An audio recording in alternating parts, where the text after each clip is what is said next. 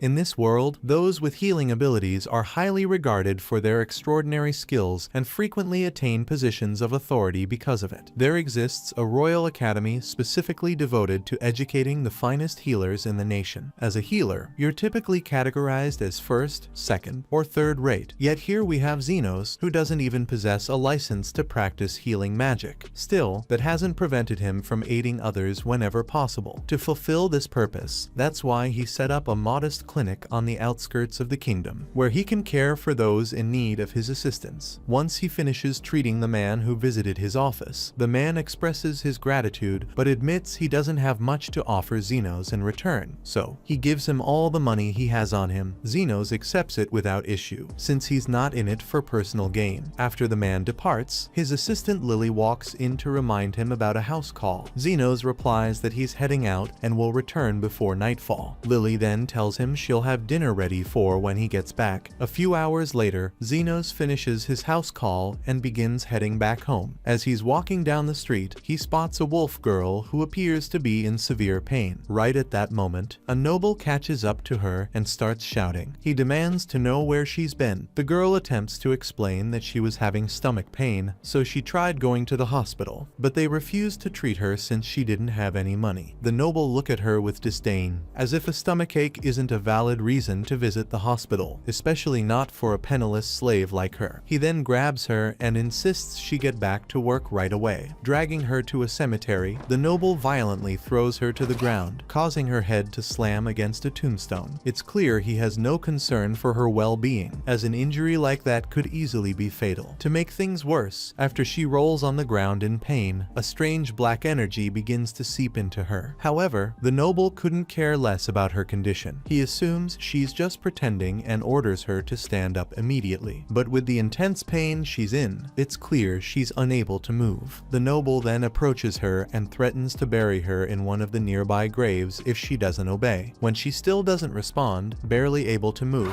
he kicks her across the ground. The noble has had enough of waiting for her, so he orders her to hurry up and search the cemetery for anything valuable. As he begins to walk away, whether it's from the unbearable pain or the sudden possession, something inside the girl snaps, so she suddenly slashes him across the stomach. At first, the noble can't believe what just happened. He's never been wounded this severely before. He tries to reason with the wolf girl, but then he remembers just moments ago. He was kicking her, and now she looks like she's out for blood. There's no use trying to talk his way out of this. He takes off running as fast as he can, desperate to get away from the girl. There's no doubt he would have died right there. But by sheer luck, Xenos happens to be nearby. The noble rushes over to him, begging for help, claiming that his slave has gone insane and is trying to kill him. But Xenos remembers how the noble treated her earlier on the street, so he's fairly certain the man had it coming. The wolf girl finally catches up to the noble, who immediately starts pleading with Xenos to save him. Xenos takes one look at her and instantly notices the dark energy surrounding her. So, he asks the noble what exactly he was doing when she lost control. Not wanting to confess that he was forcing her to rob graves, the noble vaguely claims he was just farming for loot. That's clearly illegal, but he quickly tries to shift the focus, reminding Xenos that he's badly injured and needs to get to a hospital right away, offering to pay him if he can protect him from the girl. But Xenos isn't interested in money. Still, he made an oath to save lives, so when the girl lunges at the noble, Xenos quickly pulls him out of harm's way just in time. In response, the girl hurls a barrage of rocks at Xenos, but he dodges them effortlessly with precise movements. Seeing that, the noble assumes Xenos should have no problem taking the girl down, but Xenos firmly refuses, explaining that he follows a strict no-kill rule. The noble tells him to quit with the nonsense, insisting that if Xenos doesn't kill the girl now, she could very well end up killing him instead. But Xenos still refuses, saying that as a healer, his mission is to save as many lives as he can. And right after saying that, he punches straight through a rock the girl hurls at him,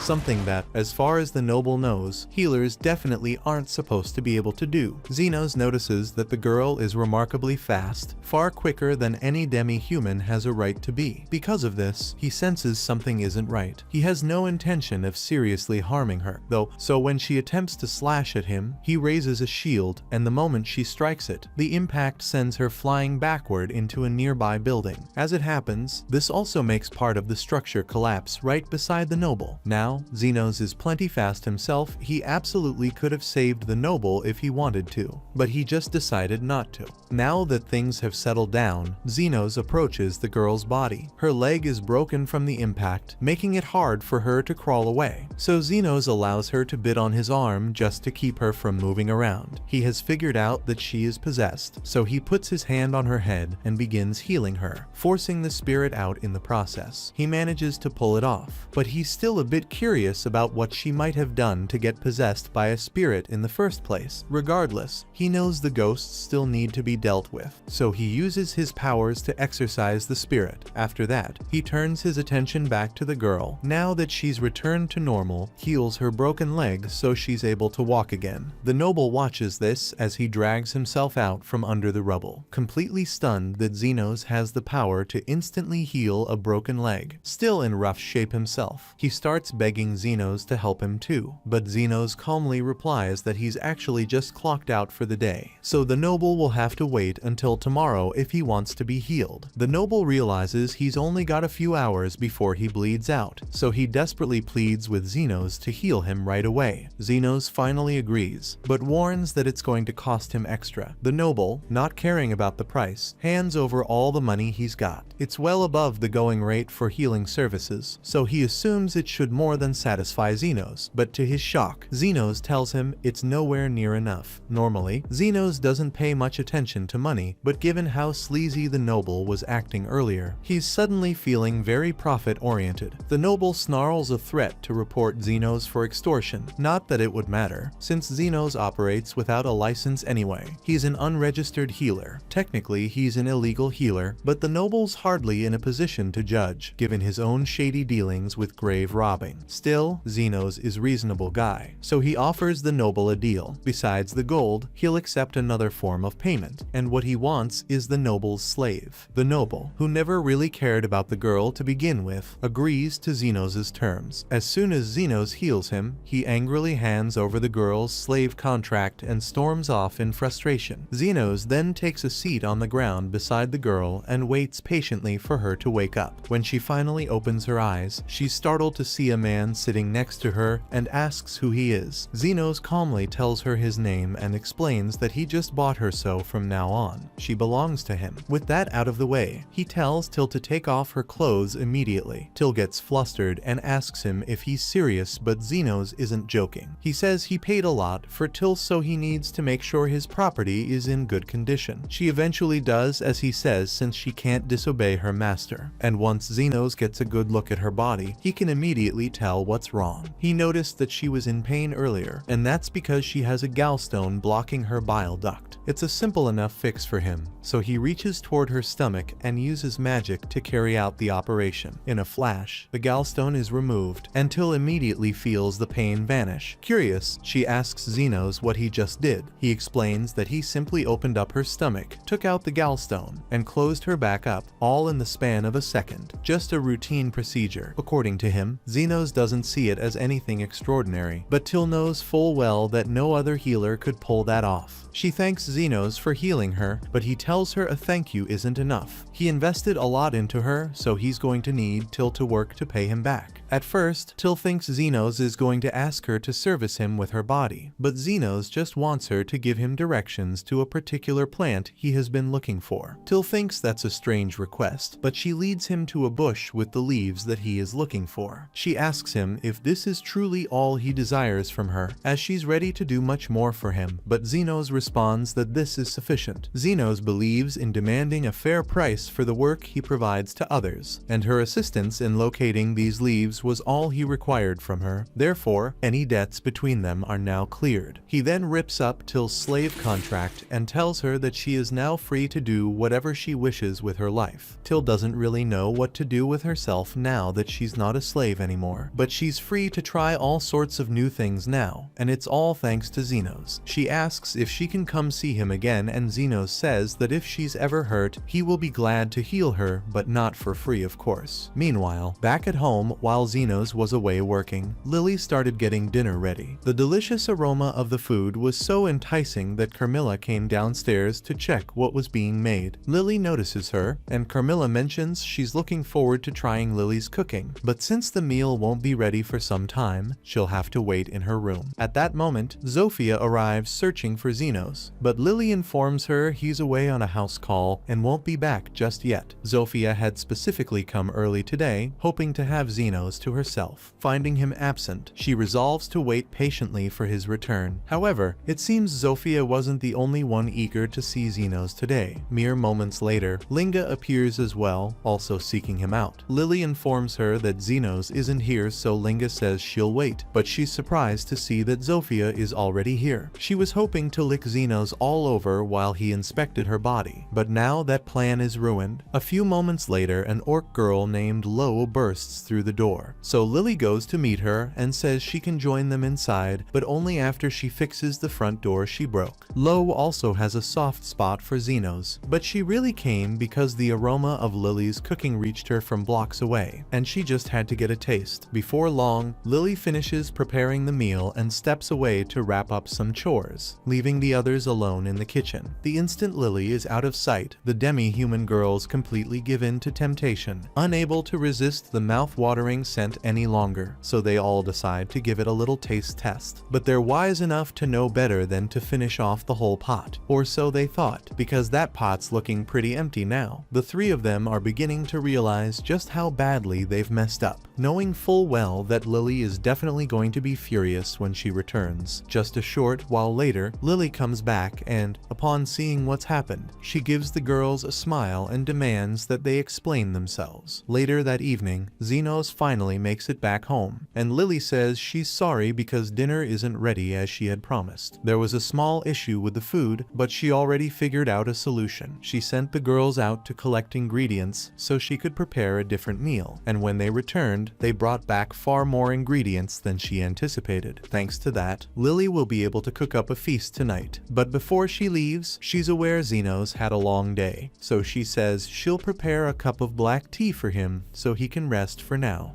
Xenos used to belong to a top-tier adventurer party, but everything changed one day when the leader, Astan, tossed a gold coin at him as a cruel reminder of his poverty. Astan then declared that Xenos was being kicked out of the group. He called Xenos a useless burden and claimed the party would be better off without him. Yet Xenos is fully aware that he's the reason this party hasn't fallen apart. However, Astan refuses to accept that. He admits he only brought Xenos into the party to use him as a disposable human shield, since no one would care if he died during battle. Now that their team has grown stronger, Xenos tries to explain that the only reason they've reached this level is because he's always there to patch them up whenever Astan makes reckless decisions. But Astan dismisses him, saying his self-taught healing techniques are useless and that any other healer could easily do a better job. Meanwhile, in a shadowy alley, two slave traders struggle to pin down an elf girl, attempting to bind her for later sale. The woman cautions her partner to handle Lily gently. Elves are exceptionally rare, and keeping her unharmed means a far greater profit. The man already has Lily pressed into the ground, but she's not the type to give up easily. She kicks him in the balls, and while he's doubled over in pain, she makes a run for it. She might have actually gotten away too, but the man had a bow and manages to shoot her in the leg. Lily crashes to the ground, unable to keep running, and the man quickly catches up. He tries to pin her down once more, but Lily bites his hand, forcing him to stab her just to break free. Xenos just happens to be passing through that alley when he sees Lily lying on the ground, bleeding out. He immediately asks the two men if they're the ones responsible for what happened to her. They tell him to back off, claiming that slavery is completely legal in this country, and since they own Lily, they can do whatever they please with her. Xenos knows they're legally correct. There's nothing he can do to save Lily, but then he had an idea, and he announces that he wants to purchase her. He tosses them the gold coins Astan gave him, and while elf slaves usually cost far more than a single coin, they see Lily bleeding out on the ground and figure it's better to take the money and go. After they leave, Xenos approaches Lily to check if she's still breathing. Lily weakly urges him to just walk away and let her die, but he refuses, insisting she won't die today. When Lily glances down at her injuries, injury. She's surprised. Xenos has already closed the wound entirely, healing her without a trace. She thanks him for helping her and says sorry about the gold coins he used to buy her, but Xenos wasn't planning on holding on to that money anyway. It only reminded him of a stun. He asks Lily if she has anywhere to go, but considering she was a slave, it's a fair guess that she's broke and has no place to call home. She's also clearly starving, so before anything else, Xenos offers to get her something to eat and some clothes. Xenos ends up bringing her to a nearby diner and even picks up a new set of clothes for her on the way. Lily happily digs into the food Xenos got her, but she can't help but feel a bit puzzled since he didn't order anything for himself. Xenos tells her he's not hungry, but the truth is, he doesn't have a single coin left. He used the last of his money to get Lily food and clothes, and now that he's been kicked out of the Golden Phoenix, he'll need to find work soon if he wants to avoid starving. Right then, a man stumbles into the diner, clearly injured in the arm. He's been through some kind of trouble, barely made it out alive, but he's clearly not in good shape. From across the room, Xenos notices him and observes the hole in his arm along with the faint burn marks. Putting the pieces together, he figures the man must have been shot with a magic gun. It's not too serious, considering the guy's a lizard person, and the wound should heal on its own in a few days. Still, the injury runs pretty deep, so it'd be best to treat it immediately. Xenos reaches out his hand and casts a healing spell on the man, and within seconds, the hole in his arm closes up completely. The man, shocked to see his arm suddenly back to normal, asks Xenos who he is, but before Xenos can answer, Lily jumps in and proudly proclaims that he's a legendary healer. The man admits he's never heard of him before, but he's genuinely thankful for the help. He gives Xenos a few coins and promises to tell others about him. At first, Xenos was a bit puzzled about why the man handed him money, but soon it dawned on him that healers typically receive payment for treating people. This realization sparks an idea, so he makes up his mind to start a clinic and pursue a career as a professional healer. However, coming from the slums, obtaining an official healing license won't be easy for him. Because of this, Xenos decides to take the path of an underground healer instead. Lily isn't entirely sure what he's saying, but if Xenos plans to open a clinic, she wants to be there to support him. Xenos hesitates for a moment. After all, running a clinic without a license is against the law, and he isn't certain it's fair to involve an innocent child in something like this. But Lily quickly reminds him that he bought her just minutes ago, which makes him her master, and it's her responsibility to stay by his side no matter how many rules he bends or breaks. Xenos hadn't actually planned on becoming her master. He only meant to lend her a hand, but Lily quickly reminds him that she has nowhere else to go, and if he refuses to take her along, then it'll be his fault if she ends up as a slave once more. Eventually, Xenos gives in and agrees to let her come with him, and in return, Lily vows to take care of him from that moment on. Anyway, since Xenos plans to open a clinic, he first needs to deal with the fact that he's currently homeless, so he brings Lily to a deserted part of the city in search of a place they can stay. Curious, Lily asks why he wants to live in such an area, and Xenos explains that he needs to keep a low profile so the Royal Association doesn't catch wind of his illegal clinic. Since Xenos is completely broke, they have no choice but to search for an abandoned house that's still in decent shape. Lily doesn't argue with that, but she's clearly nervous. She knows that creepy monsters usually live in areas like this. Eventually, the two of them come across a house that's surprisingly well preserved, and Xenos thinks they've just struck gold. But the moment Lily lays eyes on it, she's horrified. It looks exactly like a haunted house, and if their luck runs out, they might even come across a wraith. Xenos doesn't have a clue what a wraith is, so Lily explains that they're terrifying undead creatures capable of turning people into ghosts with just one touch. As they step inside, the place is pretty dark, so Lily offers to light the way with her magic. Xenos is surprised to learn that Lily can use magic, but she downplays it, saying she can only manage basic spells and doesn't think it's anything special. With the room lit up, they can now see everything clearly, and it's just as bad as Lily thought it would be. But Xenos is still pretty optimistic. This place still has a good roof, and the support pillars are sturdy, so it's perfect for their clinic. However, they run into one major problem. There's actually a wraith here, and she says she's going to suck Xenos dry of his life force. Lily is panicking, but Xenos is just annoyed that the house is already taken. Carmilla lunges at him, but Xenos casually knocks her back with a heal spell that shatters both of her arms. He's not the least first bit intimidated by her. Back when he was part of Golden Phoenix, Aston used to send him into the labyrinth alone whenever he was in a bad mood, and Xenos would constantly come across wraiths down there. By now, he's taken out at least 100 of them. Apparently, healing magic works pretty well against undead creatures. Back on topic, he apologizes to Carmilla for barging into her home like this, but there aren't any other options around here, so he asks if she's okay with him moving in. Carmilla feels insulted that Xenos would even suggest moving in with her, the Queen of Wraiths, so she summons a ton of her ghost servants to get rid of him. However, Xenos casually uses a high heal spell to wipe all of them out. Carmilla is shocked by Xenos' immense power, and she's starting to fear he might try to exorcise her. But Xenos has no desire to fight her. He admits it might be a bit rude to ask like this, but he really needs a place to stay. So, he politely asks if she'd be willing to let him and Lily have at least one bedroom and a space to treat patients in the future. Realizing she doesn't stand a chance against him, Carmilla agrees to let them use the first floor, though she insists on keeping the second floor for herself. Xenos figures things turned out pretty well. By the next morning, Lily is really bored since there aren't any patients around, so she asks Xenos if she should go outside to do a little advertising. But Xenos doesn't think that's a good idea since the Royal Hospital might find out about this place. Besides, it shouldn't take too long for them to get their first customer. And sure enough, a few minutes later, someone walks in. Lily gets up to welcome their first customer and is surprised to recognize the man Xenos healed the other day. Xenos had figured he'd show up sooner or later. After all, regular folks don't usually get shot with magic bullets, and people like him probably prefer to avoid regular hospitals for obvious reasons. The man introduces himself as Zond and explains that he needs Xenos to examine his sister. Xenos says he will do what he can, so Zofia shows him her minor flesh wound. Zofia says her arm has been acting funny since yesterday, and after taking one look at the wound, Xenos deduces that Zofia was shot by some sort of magic with a poison effect. Zofia asks him if there is anything he can do about it, but since Zofia spent all night with it like that, her arm is pretty much dead. He tells her that the safest option is to cut the entire arm off to stop the poison from spreading. Zofia is clearly upset at the thought of losing an arm, but she accepts it and asks Xenos how much the procedure will cost. Xenos replies that it'll be $1 million when, and the moment he says it, Zond explodes with anger, calling it a ridiculous price for a basic amputation. He's ready to throw hands over this, but Zofia tells him to calm down and starts trying to negotiate with Xenos. She asks him if he really wants to give her such a high price when she's Zofia the Tornado. Zofia is the leader of one of the 3 gangs that run this area, and Xenos is well aware of who she is. But he refuses to do work for free, especially because regeneration is so tiring. Zofia is amazed. She's never encountered a healer capable of regenerating limbs before. Meanwhile, Xenos is just as puzzled because he wasn't aware other healers couldn't do the same. Since he taught himself healing, he has no idea what's considered standard. But that's not important at the moment, so he simply asks Zofia if she's ready to proceed with the treatment. Zofia agrees, so Xenos sets her down on a table and gets ready to amputate the arm. He creates a magic scalpel to do it, but Zofia is a little concerned since she has never seen anything like it before. Xenos explains that it's just a blade of condensed mana that he can conjure at will. It is super sharp and completely sterile, so it's perfect for performing surgeries. But again, most healers can't do that. Xenos starts the procedure, channeling a steady stream of healing magic to numb the affected area. Without hesitation, he removes the infected arm and prepares to regrow a new one, increasing the intensity of his healing magic. He meticulously reconstructs Zofia's arm layer by layer until it's completely restored. Stunned by the results, Zofia can't help but marvel at Xenos' ability, her gratitude erasing any earlier objections about his fees. She even offers to refer her wounded subordinates to his clinic, assuming he's alright with it. Xenos has no objections. As long as they're paying clients, he's more than willing to treat them. In the following days, his clinic starts receiving a steady flow of patients from the Lizardman faction, so Lily decides to make some tea to help him unwind. Xenos thanks her for being so thoughtful, but he's curious why she prepared 3 cups instead of just 2. Lily explains that the third one is for Carmilla, though Xenos doubts she's actually coming downstairs. Surprisingly, Carmilla has quite the soft spot for tea after all. As they pause to rest, Lily questions Xenos about why the Lizardmen keep arriving with such severe injuries. armies, based on the patients he's treated so far. He suspects an ongoing turf war between rival factions, right when factions come up in conversation. It seems like one of them has just busted down the door. A pack of werewolves storms into the clinic, led by Linga, who announces her intention to kill Xenos. She's been locked in battle with the lizardmen for days, but no matter how many she wounds, they keep recovering. Frustrated, she's decided the only solution is to eliminate their healer, once and for all. To start with,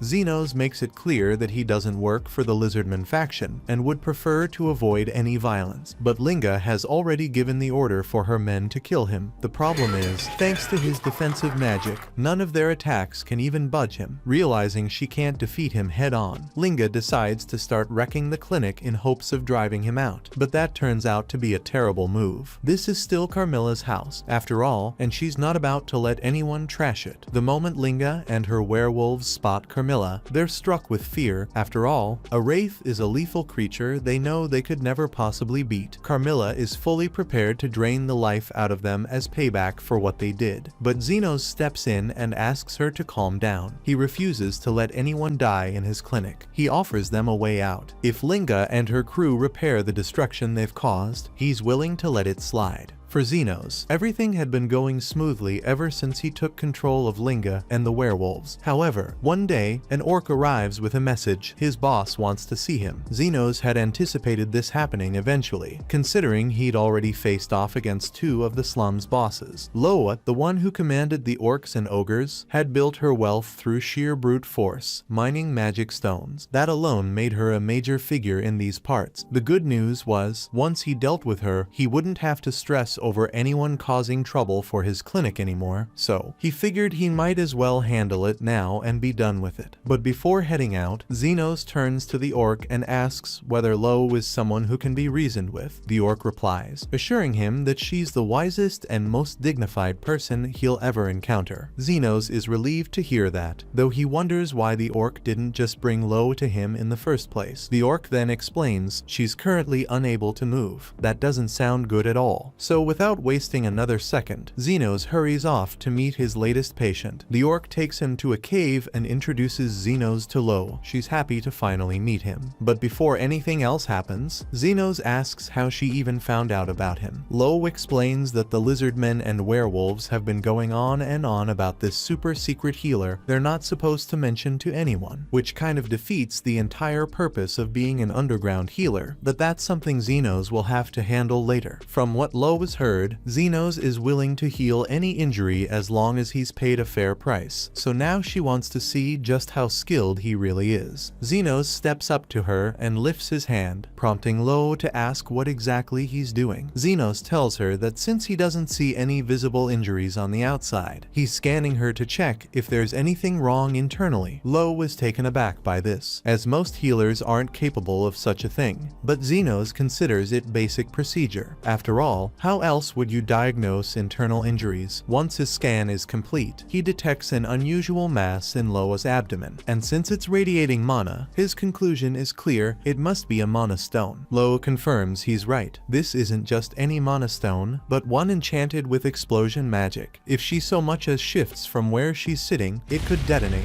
Xenos wonders if this was an assassination attempt, asking if someone slipped it into her food, but Lo shakes her head. No conspiracy here. She was just starving and thought the stone was a rice ball. This could have happened to anyone, but Xenos doesn't see any reason to be concerned, since sooner or later the stone will just pass through naturally. He gets ready to head out, but Lo stops him, saying it's not that simple. When she swallowed the stone, she partially chewed it, which means there isn't much time left before it explodes. She's already come to terms with the fact that she's going to die because of her mistake, but what really bothers her is that her men refuse to abandon her. Xenos asks what exactly she wants him to do. That's when she explains she only called him here so she could donate all her wealth to him. Once she explodes, it'll mark the end of the orc empire she built, so instead of letting her fortune fall into the wrong hands, she'd rather give it to someone who will actually put it to good use. While researching Xenos, she discovered that although he charges steep prices for his healing services, he has a strict policy of treating children at no cost, which must mean he has a good heart. She tosses tosses him a key and clarifies that it will grant him access to her treasure vault after her death. But Xenos never actually agreed to let her die. The fact that she hasn't exploded yet suggests she must have ingested the mana stone not too long ago. So Xenos calls forth his scalpel and steps directly toward her. Without hesitation, he begins slicing into Loa's stomach. At first, her men attempt to intervene, but Xenos raises the explosive magic stone in response. In just those brief moments, he succeeds in cutting Lo open, extracting the stone, and sealing the wounds so she no longer has to fear detonating. However, the mana stone remains dangerously unstable, so to ensure everyone's safety, Xenos takes it in his hands and crushes it until it explodes. That blast should have been powerful enough to destroy the entire cave, but since Xenos shielded his hands with protective magic, he emerges completely unharmed, though it definitely still hurt. He then gives the key back to Lo and tells her there's no need for her to worry about giving away her fortune anymore. She's still struggling to believe that Xenos actually decided to save her instead of simply taking the money, but he explains that he only asks for a fair payment in exchange for his healing, and taking an entire fortune would have been far too excessive. Lo has made up her mind that she genuinely likes Xenos now, so she tells him that if he ever finds himself in need of help, all he has to do is say the word and she'll do everything she can to support him. She even goes as far as offering to have her men handle security for his clinic, but Xenos prefers to keep his distance, since having Loa's men hanging around is sure to stir up trouble. Several days pass, and Lily is moping near the front desk, annoyed that Zofia, Linga, and Lo have been dropping by the clinic much more frequently, now that Xenos considers it. He has noticed them coming around a lot lately, and they never appear to be hurt, so he can't help but question what their real reason for visiting might be. He thinks they're simply bored, but Carmilla insists those women are unmistakably in love. Xenos can't comprehend why they'd feel that way about him. After all, he's just an ordinary underground healer. Yet Carmilla speaks with certainty. Lily expresses some concern that one of them might eventually go out with Xenos and steal all his focus. However, Xenos reassures her he wouldn't ever date any of them. Still, Carmilla believes it's inevitable that the three will eventually turn on each other, fighting to determine who wins Xenos' affection. Xenos doubts it could ever escalate to that point. Yet the very next day, Zofia arrives with a basket of fruit for him, casually mentioning she's considering declaring war on the other factions, though she doesn't specify why. Soon after, Linga and Loa follow suit, doing the exact same thing. No matter how much Xenos argues or tries to reason with them, they simply ignore him. Carmilla thinks the whole situation is hilarious and jokes that countless people are going to die all because of Xenos' flirtatious nature, but he doesn't like the way she puts it. The death battle is scheduled to begin at noon today, but he can't just stand by and let them kill each other over him, so he needs to take action. Meanwhile, the three have already assembled in the stadium with all their men, and they're just about to kick off the bloodbath when Xenos suddenly makes an appearance. They all turn toward him, waiting to hear what he has to say, but he tells them he hasn't come to stop the fight. He understands that they've been holding grudges against one another for a long time, so he's going to let them go at it until they've settled things. Now that Xenos has given his blessing for the battle, all the girls agree to fight with everything they've got, and whoever's left standing will earn the right to claim Xenos' attention. Xenos doesn't remember agreeing to that last part, but before he can say anything, the fight has already begun. Zofia makes the first move and tries to cut Linga's head off with her daggers, but Linga manages to dodge in time and back flips away. Meanwhile, Lo jumps in and tries to drop kick Zofia, but Zofia moves out of the way so a bunch of henchmen get hit instead. Zofia and Linga lock into another heated clash, but just as they're about to strike each other, Loa comes flying in from the top rope, nearly crushing them both. Zofia gets sent crashing into the orc section of the stadium, and in a rage, she starts attacking the orcs, prompting the others to turn on their rival factions as well. The scene turns brutal, bodies slashing and hacking at each other in a bloody frenzy. Yet, to everyone's disbelief, even after 6 straight hours of carnage, not a single person has actually died. Just then, Zofia notices that the wounds on her arms are healing on their own, and Xenos tells them that he's the one behind it. He agreed to let them have their little death battle, but he never agreed to let any of them die because after all, they are still his patients. Zofia feels kind of stupid for not realizing what Xenos was doing until now, but none of them knew it was possible for a healer to heal so many people at once. minutes, let alone do it constantly for over 6 hours. They come to understand that, at this rate, the battle will never truly conclude. And this is precisely the point Zenos aim to drive home. If they cannot find a way to reconcile with each other, peace will remain forever out of reach. Yet, should they still choose to keep fighting, he'll be right here, ready to mend every last one of them. Just to make it perfectly clear, though, he won't be doing it for free. His time comes with a price. The girls now realize how stupid it was to start a war over nothing, so they all agree to get along with each other going forward. However, they are still going to keep fighting over Zenos. They just promise to keep it non-violent. Meanwhile, Lily questions Zenos, asking why he went to such lengths to do all this. In response, he reflects on something his teacher once said to him: a third-rate healer can only mend injuries. A second-rate one can heal the entire body, but a first-rate healer, they're the kind who can make the world itself a better place. So while Zenos doesn't think he has what it takes to be a first-rate healer, he still wants to try to make these slums a better place. And besides, if he let all of them die here, he wouldn't have any more patients to treat at his clinic. At least that's what Zenos says. But Lily knows he is just saying that to hide how much he really cares. If the various demi-human factions begin to get along and stop fighting, it would mean that Zenos won't be getting as many patients as he used to. Yet he still went out of his way to help them. That's part of why she's grown so fond of him, and she tells him this directly. But Zenos doesn't quite grasp what she's trying to say. Anyway, it's getting late, so he plans to go collect his payment and head home for the day. Lily is surprised because she thought he was joking when he said he would charge them for the healing he did during the fight. But Zenos was dead serious. Healing that many people is really exhausting, so of course he wants to get paid for it. Meanwhile, back in the capital, the commander of the Royal Knights is having a meeting with the vice commander, Krishna. She asks if something's going on, and he tells her that he came across a rumor claiming the war between the demi-humans has abruptly come to an end. Krishna is caught off guard by this, since the demi-humans have been fighting over the slum territory for years, and it's hard for her to believe they would suddenly decide to make peace. The commander doesn't really believe it either, but if it really is true, then he needs to do something about it. This kingdom has existed with royals and nobility sitting at the top for centuries, and it has stayed that way because all the poor people who are treated unfairly are usually too busy fighting amongst themselves to be a significant threat. However, if they are at peace, then they could form a united front, and then they might start demanding things, and that would be troublesome. Word has it that someone stepped in to mediate between the demi-humans and convince them to end their conflict. Because of this, the commander is assigning Krishna to handle the situation. She acknowledges the order, vowing to track down this mysterious figure and arrest him for the unforgivable offense of spreading peace. Meanwhile, over in Zeno's clinic, he sneezes because people are talking about him, and as soon as this happens, everyone gets worried that he might have a cold. Linga offers to let him use her tail as a blanket. Zenos tells them it was just a regular sneeze, and he still needs to heal Zofia, so they should quiet down until he is done. Zenos treats Zofia's arm, and she expresses her gratitude, but since it's been some time since he last had to heal her, he asks what caused her injury. Zofia then tells him that she got hurt while working the night before. Her job involves stealing from corrupt nobles and giving the stolen goods to the poor. However, during a break-in at one of the nobles' homes yesterday, she was confronted and attacked by the vice commander of the Royal Knights. She's a madwoman named Krishna, and if she spots you, she'll open fire with her magic guns without a second thought. Carmilla senses that drawing Krishna's attention would spell serious trouble for Zenos, but Zenos isn't too concerned. He doubts someone as important and high-ranking as a vice commander would ever bother with a lowly underground healer like him. Meanwhile, Krishna is wandering through the slums in search of information about Zenos. She notices that all the demi-humans seem to be getting along, so she approaches a lizardman and demands to know who's behind the sudden end of the conflict between them. The lizardman, unaware of Krishna's identity and mindful of Zenos' desire to stay under the radar, replies that he can't tell her anything. As he turns to leave, Krishna draws her gun and threatens to shoot him if he refuses to answer her questions. However, the lizardman is ready to take a bullet for Zenos, so he tells her to go ahead and shoot. At that exact moment, Zofia and her brother happen to be walking by, and since Krishna isn't isn't in the mood to deal with him right now. She quickly decides to flee. She ends up wandering into the abandoned part of the city, and by sheer luck, she stumbles upon Zeno's clinic. Hoping to get directions, she steps inside. Zenos, without hesitation, offers to help her find her way back to the city. But then Lily walks out carrying some tea, and the moment Krishna spots her elf ears, she immediately shoots Zenos in the head with her gun. Lily finds it hard to believe that Krishna would just shoot Zenos in the head without any warning. But Krishna insists she had a completely valid reason for doing so, besides the mission she's currently handling. She was also assigned to look into a series of recent kidnappings happening in the region, and given that Zenos is human while Lily is an elf, Krishna quickly jumped to the conclusion that Zenos had abducted Lily, so she reacted by putting a bullet in his head. There are quite a few flaws in Krishna's line of reasoning here, so Lily clarifies that Zenos actually saved her and that she's with him by choice. Krishna starts to realize that she may have acted too hastily, and now that she reflects on it, it does seem strange for someone who was supposedly kidnapped to look as cheerful as Lily does. On the plus side, the bullets Krishna used weren't lethal, so she's fairly confident she didn't kill Zenos, though she figures the impact probably knocked him out cold. To her shock, Zenos appears completely unharmed. She admits she was wrong to assume the worst and fire at him without thinking. Still, she can't help but wonder, how did he walk away completely unscathed? He explains that he simply cast a defensive spell to stop the bullet before it could strike him. But Krishna remains skeptical. After all, no ordinary magic should be strong enough to block her bullets. From Zeno's perspective, his defensive magic is completely normal. He has no clue why she finds it so unusual. But Krishna, having served as vice commander of the Royal Knights for years, has encountered countless defensive spells, and she can tell his barriers rival those of a grand sorcerer. The moment she reveals her rank, both Zenos and Lily grow tense. Her presence likely means trouble for them, and, as it turns out, Krishna seems to have a favor she needs from Zenos. To prevent another conflict, Zenos agrees to have a conversation with her, but he also sends a message out to all his clients, warning them to stay away while Krishna is present. They all take a seat, and Krishna informs Zenos that she's currently working on a covert mission in the area and would like his help. Zenos replies that he'd rather not get involved, but Krishna insists that every citizen has a responsibility to comply with the directives of the Knights. Given Krishna's unpredictable nature, Zenos fears she might shoot him again if he declines to assist. Thus, he opts to go along with her. She reveals that her task is to locate and apprehend a specific man on site. She lacks a name or description, but this mediator is the individual who brought an end to the conflict among the different factions. Zenos chokes on his tea upon realizing that he himself is the one Krishna seeks to arrest. Still, he keeps his composure and inquires why she's pursuing the mediator. Krishna clarifies that the Knight's orders cannot overlook someone capable of forging peace among the factions. However, when she attempted to aggressively question a lizardman, he stood firm and revealed nothing despite her threats. In Krishna's view, if the slum residents refuse to betray the mediator, it must indicate he's a sinister mastermind who needs to be arrested. Zenos attempts to reason with her, suggesting that the mediator might simply be avoiding attention. If she were to abandon her search and leave, he likely wouldn't cause any issues. Krishna inquires if Zenos knows the identity of the mediator. He dodges with an excuse, claiming he's merely following his gut. Regardless, Krishna insists she can't overlook the mediator, as she's under direct orders from her commander, and anyone capable of stopping the factional war poses too great a risk to be left unmonitored. Lily interjects, assuring Krishna that the mediator poses no threat to the kingdom. He's solely focused on earning an honest living through legitimate work. However, the way Lily talks about the mediator makes it sound like she might actually know him. Realizing her slip, Lily backtracks in a panic, insisting she doesn't know the mediator at all. Krishna picks up on the odd shift in tone and grows wary, but for the moment, she decides to let it slide. As it gets late, Zenos tries to use the time as a reason to get Krishna to head out, but as he's guiding her toward the exit, she spots the bed in the corner. She finds it strange that Zenos would have a bed set up down here, and Zenos doesn't want to admit that it's where he treats his patients, so instead, he tells her he was just about to get rid of it. Upon hearing this, Krishna immediately asks Xenos if he'd allow her to utilize it. She's been struggling to secure a base of operations in the slums, so she'd be grateful if Xenos permitted her to stay here until her mission concludes. Naturally, she's prepared to compensate him for the lodging. Xenos can't easily decline without arousing Krishna's suspicions, so he reluctantly agrees, and Carmilla finds the situation utterly amusing. Lily prepares some green tea for their new guest, but she's still envious, feeling that another woman is stealing for Xenos' attention and pulling it away from her. To prove her dominance, she climbs onto Xenos' lap and tells him to pat her head like he normally does. Xenos follows through with Lily's request, though he's a bit confused by how sudden it was. That's when Carmilla shows up and explains that Lily's just feeling jealous. Xenos flinches a little because Carmilla whispered that into his ear while invisible. Determined not to let Krishna capture Xenos' affection, Lily lavishes him with even more attention than usual to mark her territory. However, Krishna appears completely indifferent. Eventually, Lily falls asleep. Xenos gently carries her to bed before returning to the living room to resume his conversation with Krishna. He goes on to tell the whole story about how he saved Lily from a group of slave traders. Apparently, those traders were part of an underground trafficking network that's active in this area. That would explain why Lily was so quick to react earlier. The problem is, Xenos doesn't have any solid info about the people running the operation. Speaking of something else, Krishna has a question she's been wanting to ask, given that Xenos is obviously a master mage who's perfected his defensive magic. She wonders whether regenerating an entire arm would be possible if someone dedicated the same level of training to healing magic. Xenos is just about to question whether it's really such a difficult feat for a healer to restore an arm, but before he can finish, Krishna cuts in, insisting it should be impossible. Only saints or the most elite healers would possess that kind of power. Xenos questions why she's even mentioning this. In response, Krishna explains that she recently had a confrontation with Zofia, and she distinctly remembers inflicting serious damage to Zofia's arm. However, when she saw Zofia just yesterday, her arm was completely healed. Krishna is convinced there must be a healer in the slums powerful enough to regenerate an entire limb. And if that's the case, it would only make sense for someone like that to wield significant influence over the faction leaders. Krishna plans to resume her investigation in the morning to look for any clues to lead her to this evil healer, but Xenos has no idea why she believes a healer would be evil. In fact, Krishna seems to have a negative outlook on the entire slum, so he asks her if there's a particular reason for that. Krishna acknowledges that she might be prejudiced, but she has her reasons. Someone from the slums took her mother's life. Her mother was a compassionate woman who genuinely wanted to make a difference, doing everything she could to help others. She would frequently visit the slums, arranging events to provide meals for those who couldn't afford food. But then, one day, she simply never returned. According to the witnesses, Krishna's mother was attacked and killed in order to steal her wedding ring, and she was devastated when she found out her mother had saved so many people from dying from hunger. Yet no one was there to save her when she needed help. That's why Krishna decided that she would join the Knight's Order and become an invincible hero capable of delivering justice to the criminals in the slums. The following day, Krishna sets out to continue her investigation, allowing Xenos to return to treating his patients. Zofia arrives with a minor injury on her arm, asking Xenos to examine it. As he begins healing her, Xenos cautions Zofia to stay more alert after all. They can never predict when Krishna might appear. And speaking of Krishna, she comes in to ask for directions since she got lost on her way out. As soon as Krishna spots Zofia, she pulls out her guns and Zofia pulls out her knives in retaliation. The two have a minor standoff. Krishna asks Zofia if there really is an evil healer gathering criminals to threaten innocent people. Zofia doesn't deny the existence of a healer, but she's certain he isn't evil. Though Zofia herself is a thief, hardly a model of lawful behavior, she's well aware that much darker deeds are being committed among the nobility. For example, she's heard that Krishna is looking into a trafficking ring, and after some investigation, Zofia discovered that the mastermind behind it all is actually an aristocrat. Krishna doesn't believe her at first since the trafficking ring is centered in the slums, but that's just a clever trick used to distract the Knight's Order from finding the real culprit. Krishna is still skeptical, but she asks Zofia to tell her who is behind the kidnapping, and Zofia explains that it is a man named Calendar. Krishna struggles to accept this, as Calendar is a philanthropist who takes immense pride in educating orphans, making it unthinkable that he would sell children into slavery. Zofia didn't anticipate Krishna would trust her, given that Krishna views everyone from the slums as mere criminals. However, the mediator never regarded them that way. He treats all people impartially, and is always ready to grant a second chance, unlike Krishna with her misguided sense of justice. Krishna is enraged that Zofia would insult her sense of justice, so she's about to shoot, but Xenos steps in front of her and tells Krishna to put the gun down. Krishna tries to get Xenos to move, but he says he can't do that because Zofia is his patient, and he can't let her get hurt. Xenos apologizes for not bringing it up sooner, but he confesses that he is, in fact, the mediator Krishna has been searching for. Krishna refuses to believe him, convinced he's only lying to protect Zofia. There's simply no way he could be the healing mediator. It's impossible, she thinks, because he's already a master of defensive magic. How could he possibly be a master of healing as well? Xenos wouldn't exactly call himself a master, but he is sure that he is skilled in both healing and defense magic, since both just require him to amplify a body's natural functions. None of this makes any sense to Krishna, but she still doesn't believe that Xenos is the healer. It is clear that he is siding with Zofia, but out of respect for the hospitality he showed her yesterday, Krishna decides to leave without a fight. As she exits, Lily observes that Krishna is heading toward the district where the aristocrats reside, and Xenos realizes where she's headed. Krishna took Zofia's claims about Calendar to heart, so she went to his mansion for a private conversation. Naturally, she can't reveal that she suspects him of orchestrating the child trafficking ring, so she fabricates a pretext for her visit. She tells him that she heard about a recent rise in theft around this area, and Calendar admits that he has been having some trouble with the Lizardmen gang lately. So Krishna said she was planning on increasing security patrols around here, but before that she wanted to inspect Calendar's manor to get a feel for what his personal security is like. Calendar recognizes why she'd be interested in reviewing his security measures, so he proposes giving her a tour of his mansion. Krishna is then guided through the entire estate, and once the tour concludes, Calendar inquires about her opinion on his security measures. Krishna praises his meticulous attention to detail in safeguarding his mansion, but she detects something peculiar during the tour. She asks Calendar if she can use the restroom before leaving, and he has no issues with that. So Krishna leaves his office. Calendar is a high-ranking aristocrat, so it isn't strange for him to have a high level of security, but it's odd that he is putting so much effort into securing a backyard. She realizes there might be something there, so she takes a look over the wall and spots a secret entrance. She ventures down the tunnel, and to her dismay, she discovers Zofia was correct. Calendar is indeed the mastermind behind the kidnappings, but before Krishna can take any action to rescue the children, Calendar appears behind her, wielding the gun she left upstairs to blow her arm off. He chuckles at how effortlessly he dispatched a knight and warns her that she shouldn't have come prying around. Now, all he has to do is eliminate her to keep his trafficking operation running. But before he could do anything, Zofia and Xenos show up. Xenos was worried that Krishna would get hurt when he realized where she was going, so he asks Zofia to show him the way here. Calendar refuses to let any witnesses survive, so he sets Krishna's gun to the lethal setting and shoots Xenos in the face. To his surprise, Xenos remains intact despite taking the hit. Calendar, in a panic, attempts to flee but clumsily drops the gun. Xenos swiftly retrieves it. Calendar begins pleading for mercy, and fortunately for him, Xenos adheres to a no-kill policy, though he has no prohibition against causing pain and suffering. So, he adjusts the gun to non-lethal and shoots Calendar in the head. He then goes to check on Krishna, but she tells him it's too late for her. Her arm is gone, and a big chunk of her stomach is missing, so she's already accepted her fate. But Xenos tells her she'll be fine, although he's going to charge her a lot for this, so she should expect a large bill. Just a few moments later, Krishna returns to normal, utterly amazed that Xenos could regenerate her entire arm in an instant. It dawns on her that he must have been honest when claiming to be the mediator. But now, arresting him is the last thing on her mind. She's convinced he's a genuine hero. Yet,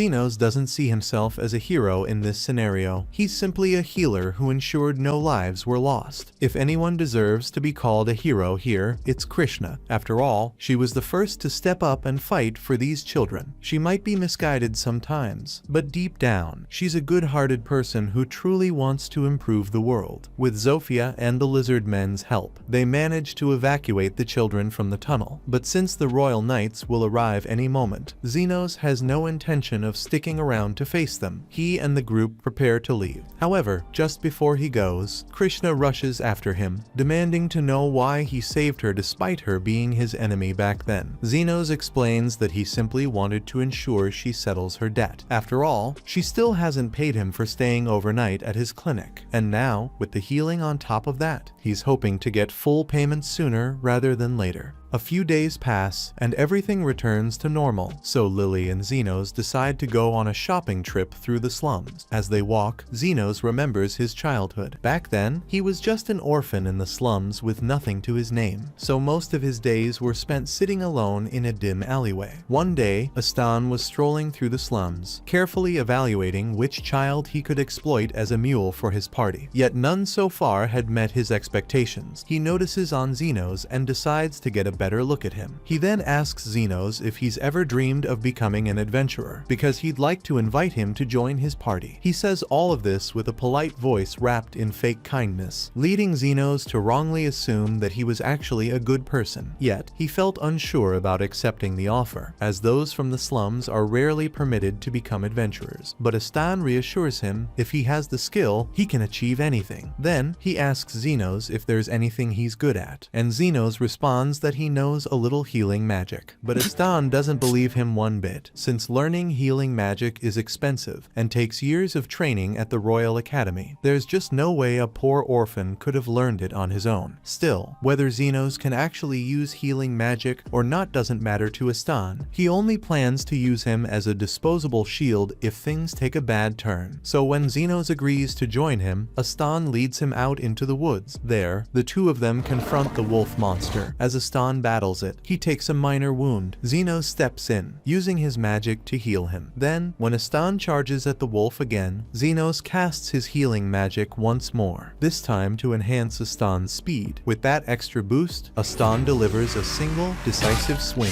cutting the wolf's head off. Yet, for some reason, he completely missed the fact that his wounds were healing during the fight, or that he suddenly became faster at one point. Because of that, he assumes Xenos is nothing but a useless moron. After a few years of this, Astan finally decides to kick Xenos out of his party. However, Astan's party has been struggling. After expelling Xenos, Astan and the remaining members made their way into a cave for their next mission. This mission is crucial, as they aim to win the favor of the kingdom's 7 great nobles. Though everyone in the party hates how much effort it's going to take, Yuma reminds them that the quicker they finish the task, the sooner they can return to the inn and keep drinking. Andres is thrilled, as women always approach him when they hear they're part of the Golden Phoenix party. After all, their group is renowned for accomplishing missions and defeating magical beasts without sustaining any injuries. Suddenly, they encounter the monsters they've come to defeat. Without hesitation, Astan unsheathes his sword and braces for the attack. He instructs Guile to cast protective magic on him as he rushes forward, and Guile complies. Yet even as Astan battles the wolves, his arm still suffers a burn. Meanwhile, Yuma is getting torn apart by one of the wolves in the back, so he's not going to be of much use. Astan shouts at Andres to hurry up and cast some attack magic, but he takes too long to finish the incantation. As a result, he gets struck by a fireball right in the middle of casting. Astan is stunned and starts questioning whether his team has always been this useless. But it's obvious they're not going to win this battle, so he quickly orders everyone to retreat. Once they make it outside, Astan demands to know why they're having such a hard time against monsters that are, at most, B rank. But Andres points out that Astan didn't exactly do anything against the monsters either. He questions if Xenos might have been honest when he claimed he was healing them, but Astan dismisses the idea as impossible, convinced that a lowly peasant like Xenos could never wield healing magic. Still, just to cover their bases, Astan considers it might be wise for them to recruit a healer for their party. After a few days, they head back to the cave after bringing along a healer. healer. Her name is Yuman, but she warns Astan up front that she's not really cut out for battlefield healing. She usually only performs healing work in the capital, but since she has an adventurer's license, she agreed to tag along with them. Yet she can't understand why Golden Phoenix would require a healer. Their reputation for finishing jobs without a single scratch is legendary. Astan, unwilling to share the real story, tells her to worry about her own affairs. Meanwhile, Guile turns to Yuman with concern, asking if Yuma will recover properly after being torn up by wolves during their last encounter. Yuman was the one who handled his treatment, so she's certain he'll pull through. However, given the severity of his injuries, there's no chance he'll ever resume adventuring. You'd expect Astan to display some empathy, but he brushes it off, declaring Yuma wasn't worth retaining anyway. And in case you were curious why this mission is such a big deal, Lord Fennel mentioned he wants to craft a scarf from one of the firefoxes as a gift for his daughter's birthday. And if it means earning Lord Fennel's favor, he's ready to risk his life just for that scarf. Yet, barely 2 seconds later, his plan begins crumbling as the wolves ambush them. Astan instantly retaliates, shouting at Guile to shield everyone with his defensive magic. But when Astan lunges forward, he doesn't manage to land a single blow on any of the wolves. In response, the wolves unleash 4 fireballs straight at him. Astan blocks 3, but the last one strikes Andres right in the stomach. Despite Astan's relentless swings, the wolves evade every attack, until Yuman suddenly shouts that they have to fall back, because Andres is now critically wounded. Astan is stunned that everything is crumbling once more. Once they're outside, he shouts at Guile, demanding to know why he failed to cast defense magic to shield Andres. But Yuman explains that Guile's defense magic actually worked. Without it, a blast like that would have killed Andres instantly. Astan urges her to quickly heal Andres already. However, Yuman says that's not an option. Only elite healers or saints possess the ability to heal such wounds without extensive preparation. Unless they rush Andres to a hospital soon, she warns he won't survive. Later, Astan has a meeting with Lord Fennel's servant, who informs him that Lord Fennel is deeply displeased with his failure. Desperate, Astan begs for another opportunity, insisting he can still secure the fur for the scarf if given one more attempt, but the servant coldly dismisses him. Fennel's daughter's birthday has come and gone, making the entire mission meaningless now. The cause of Lord Fennel is so upset isn't that Golden Phoenix failed to fulfill the quest. Rather, it's because Astan repeatedly promised he would succeed. Had Astan simply admitted to Lord Fennel that the task was unachievable for any reason, he would have understood and made arrangements for an alternative gift for his daughter. But things didn't play out that way. For a brief moment, Astan considers blaming the entire disaster on Xenos, until he remembers he never formally registered Xenos as a party member. As far as official records go, Xenos was never part of their group, which means there's no way to hold him accountable for anything that went wrong. With no other choice, he lowers his head and offers an apology for all the problems he's created. Though it burns him up inside to be bowing before a mere servant, he vows to somehow make things right. But Lord Fennel's servant cuts him off, demanding to know how he expects to accomplish anything when half his team might as well be dead weight. Astan confidently tells him that he intends to enlist new members to compensate for their losses. He vows that the next time Lord Fennel assigns them a task, they'll ensure its completion. With that, the servant of Lord Fennel departs, but Guile questions Astan, wondering if it's wise to make such bold promises. After all, they have no prospects for recruiting skilled individuals, and handling quests with just the 2 of them seems impossible. Astan reassures Guile that there's no need for concern since he's already devised a plan. He still believes Xenos isn't particularly valuable, but he can't ignore how much stronger the party was with him around. So, Astan intends to simply bring Xenos back. He's certain that, despite all the mistreatment Xenos endured, he'll be eager to return to Golden Phoenix. The following day, Astan and Guile make their way into the slums searching for Xenos, though they haven't got a clue where to begin. That's when Astan gets what he thinks is a brilliant plan. He'll recruit the 3 faction leaders to aid in the hunt. After all, criminals of their caliber always know exactly what's happening in the slums. Sometime later, Astan has a lizardman guide him to Zofia and expresses his desire to hire her for a task. Zofia, though uninterested as it interferes with her daily clinic visits, agrees to listen to him. Astan presents himself as the leader of Golden Phoenix and explains to Zofia that he's searching for a man named Xenos, who arrived in the slums roughly 2 months ago. At first, Zofia can hardly believe her ears. Xenos had already told her how Astan had thrown him out of Golden Phoenix. That alone was stupid,